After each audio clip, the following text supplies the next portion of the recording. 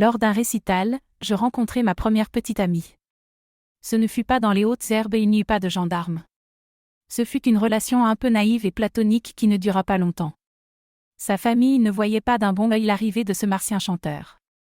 Mais quelqu'un m'avait tenu la main un instant, et cela pour un ours descendant de son grenier, c'était beaucoup. Par 2 fois, je manquai l'autobus qui devait me ramener d'Ancival à Spa. Une promenade que je fis par 2 fois à pied vers minuit. Une balade de 18 kilomètres. Le drame arriva sans prévenir comme le font d'habitude les mauvaises nouvelles. Tante Johanna était morte. À 81 ans, on l'avait trouvée en bas du petit escalier qui mène au jardin. La chute fut probablement provoquée par une crise cardiaque. On tenta en vain de la réanimer, mais rien n'y fit. Sa sœur Joséphine était morte 2 ou 3 ans avant elle.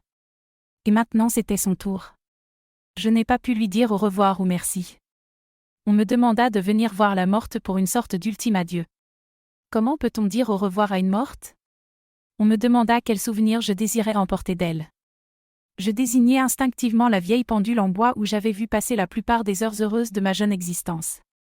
On l'enterra sans bruit, un peu comme elle avait vécu. Sauf le bruit des anges et celui de plus en plus fort à l'intérieur de Cricri.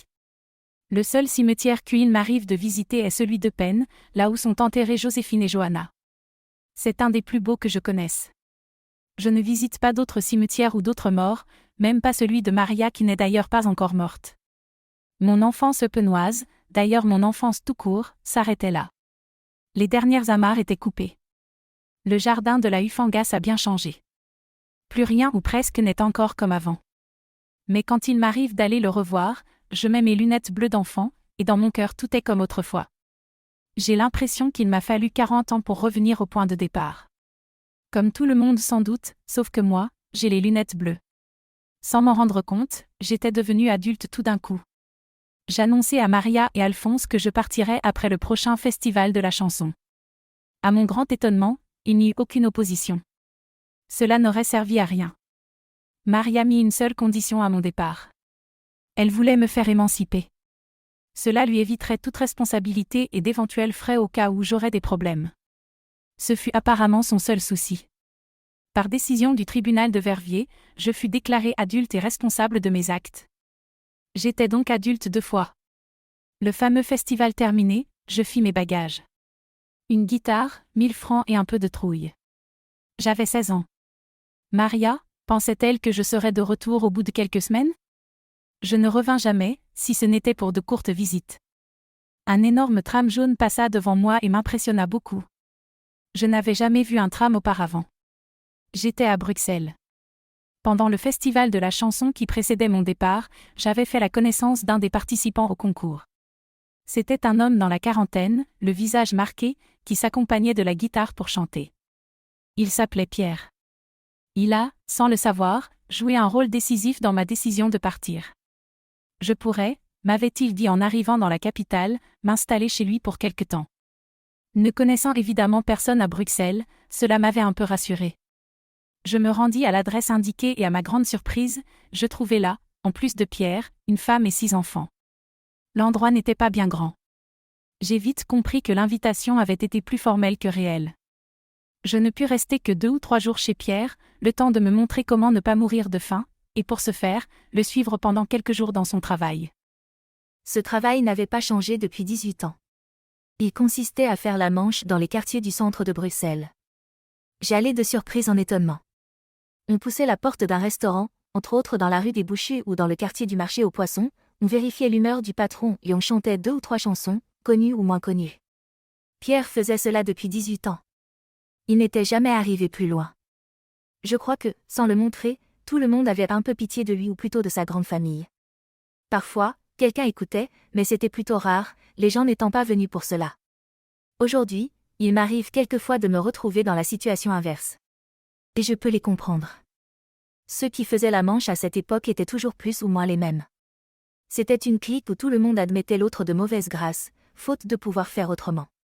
Gare aux nouveaux venus qui n'avaient pas une sorte de parrain.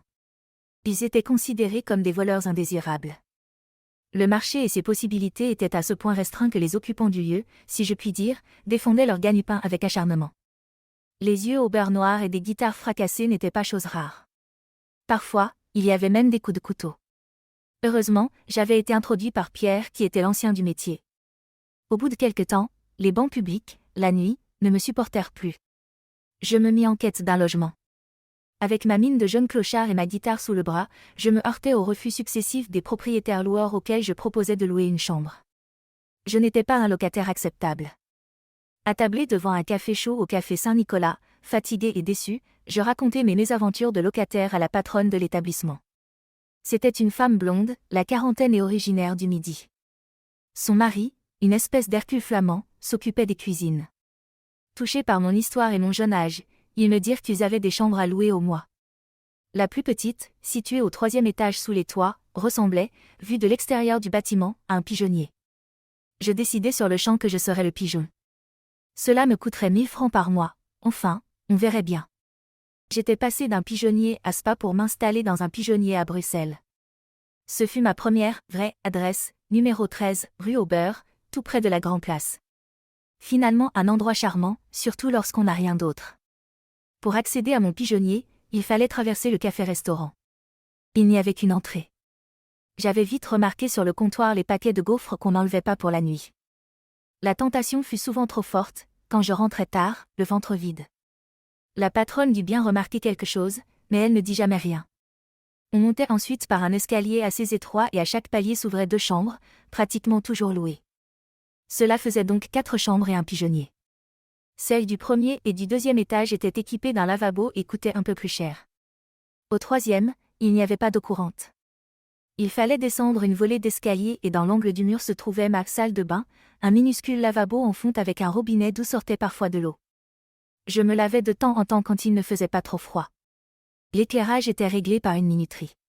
On imagine la scène.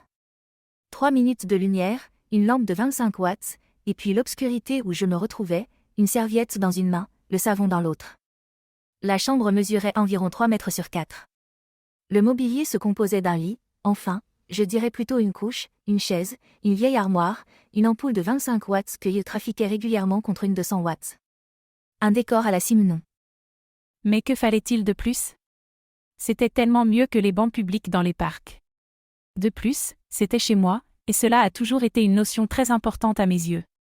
Un vieux miroir garnissait un des murs, devant lequel je répétais régulièrement. Il m'arrivait souvent de parler devant le miroir, avec des billes dans la bouche. C'est un excellent moyen pour apprendre à articuler. C'est dans cette ambiance feutrée que j'écrivis mes premières chansons. N'ayant pas de voisins de palier, je ne dérangeais personne. Je quittais les lieux vers 7 heures du soir afin de commencer ma tournée des restaurants et cafés. Pierre, lui, œuvrait du côté du marché aux poissons. C'était son territoire, près de la place Sainte-Catherine. Mon territoire était la rue des Bouchers, la Grand Place, jusqu'au Sablon. Il existait à cette époque un endroit qui s'appelait le Grenier aux chansons, et qui a disparu aujourd'hui. La propriétaire et animatrice des lieux s'appelait Jeanne Tony, une dame d'un certain âge. C'était une sorte de Mireille belge. Mireille était l'animatrice du Petit Conservatoire à Paris, sorte d'école de la chanson et qui a vu défiler bien des futures vedettes et de grands noms de la chanson française. Tout comme Mireille, mais sans doute moins connue, Jeanne Tony avait été une chanteuse à texte. Je fus donc engagée au Grenier aux chansons, petit cabaret bien connu des Bruxellois de l'époque. Tous ceux qui voulaient entendre la bonne chanson française passaient par là un jour ou l'autre. Il était situé au fond d'une impasse donnant sur la rue Fossé-aux-Loups, non loin de la Grand Place. L'endroit était très vieillot, sa propriétaire n'ayant plus les moyens de l'entretenir. Il pouvait accueillir entre 25 et 30 personnes tout au plus. Les murs étaient tapissés d'affiches aussi âgées que la propriétaire des lieux. Chaque artiste passait environ une demi-heure sur scène. Jeanne pour cela nous payait 100 francs. Si par malheur, on avait soif, l'eau minérale ou le coca coûtait 50 francs. Il fallait bien faire vivre Jeanne. Il restait la satisfaction pour les jeunes artistes que nous étions d'avoir pu travailler dans un vrai cabaret. Les soirées se terminaient généralement dans le quartier du Sablon vers 1 ou 2 heures du matin. Cela me changuait des restaurants où personne ne m'écoutait. Ce métier de chanteur s'arrêta net peu de temps après. Un gros client, plus dérangé par ma présence que les autres, m'offrit de me payer pour m'arrêter de chanter. Je renversai le contenu de son assiette sur sa tête, et j'eus juste le temps de m'enfuir devant la colère du client et du patron de l'établissement. Un des endroits très fréquentés par les artistes à cette époque s'appelait le Huchier, cabaret-restaurant slave dont le patron, un colosse russe très gentil, s'appelait Vincent. L'endroit était le lieu de rencontre, non seulement des musiciens, mais également d'écrivains, de poètes et de comédiens. Quand on avait le ventre creux, ce que Vincent remarquait immanquablement, il nous faisait passer discrètement par la cuisine du restaurant où, par miracle, il y avait toujours un repas qui nous attendait. Le plus dur pendant toute cette période bruxelloise ne fut pas la faim, la soif ou le froid, mais cette impression permanente de solitude qui ne me lâchait jamais. Certains êtres se sentent plus seuls que d'autres. Au fil des années, cette solitude devient une partie intégrante de soi dont on n'arrive plus à se débarrasser. Les opportunités de rencontre, même réelles, deviennent difficiles à concrétiser. Les textes écrits à cette époque en sont le témoignage évident. Ce ne sont pas des textes d'un jeune homme de 16 ou 17 ans. Ils recèlent parfois une maturité un peu désabusée que j'ai retrouvée plus tard chez Brel ou Ferré. Un nouveau voisin s'installe dans la chambre en dessous de mon pigeonnier, à l'hôtel Saint-Nicolas. Il s'appelle Sacha. Il est français, de descendance russe, à 17 ans et je le trouve très beau. Il m'explique qu'il est danseur et qu'il a reçu de l'État français une bourse lui permettant de venir travailler à Bruxelles dans la troupe de Maurice Béjart, au ballet du 20e siècle. C'est un monde dont j'ignore absolument tout. Venant de ma petite province, un danseur est à mes yeux une espèce de martien venant d'une autre planète. Il devait me trouver très curieux, lui aussi, arrivant de Paris et découvrant une sorte de paysan inculte, habitant dans un pigeonnier et qui s'étonnait de tout. Il promit de me faire découvrir bientôt le monde du ballet et de la danse. La grande impression lors de mes premiers contacts avec le ballet du X siècle fut l'étonnement devant l'énorme travail journalier presté par ses membres. Rue de la Fourche, où se trouvait la salle de répétition, il n'y avait guère de temps pour la flânerie. Ce métier, je le découvrais, était très exigeant et seuls les plus acharnés arrivaient au résultat espéré. En somme, cet aspect était plutôt un stimulant pour moi.